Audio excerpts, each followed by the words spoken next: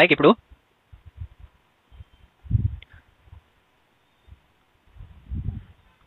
ఈ ఎగ్జాంపుల్ చూస్తే మీ అందరికీ క్లియర్గా అర్థమవుద్ది స్ట్రింగ్ అంటే ఏంటి.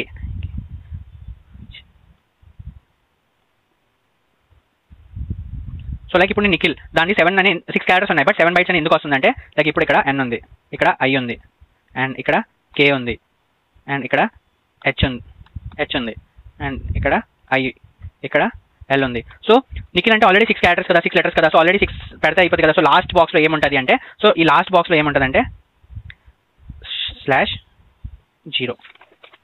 సో /0. సో /0 అంటే ఏంటి అంటే దీన్ని మనం నల్ క్యారెక్టర్ అని పిలుచుకుంటాం. దీన్ని మనం ఏమంటామంటే నల్ క్యారెక్టర్ అంటాం.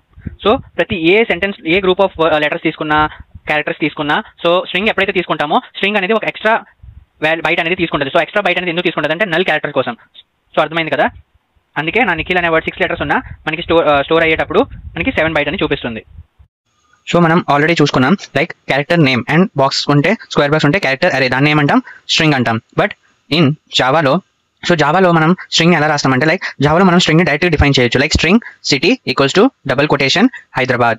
సో మనం జావాలో స్ట్రింగ్ అనేది డైరెక్ట్గా డిఫైన్ చేయొచ్చు, డేటా టైప్గా తీసుకోవచ్చు అనమాట.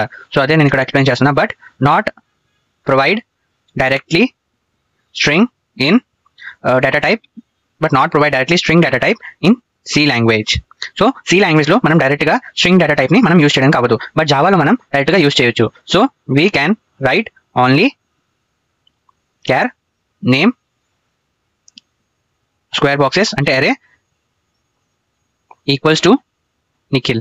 సో ఈ స్క్వేర్ అండ్ ఈ స్క్వేర్ బాక్సెస్, సో క్యార్ అనేది క్యారెక్టర్ అంటే ప్రిమిటివ్ డేటా టైప్ అండ్ అరే అని అనమాట. సో క్యారెక్టర్ అండ్ అరే ఈక్వల్స్ టు అని నేమ్. సో ఇలా మనం స్ట్రింగ్ ని డిఫైన్ చేస్తాం అనమాట సి లాంగ్వేజ్ లో. సో సి లాంగ్వేజ్ లో ఇలా డిఫైన్ చేస్తాం. నెక్స్ట్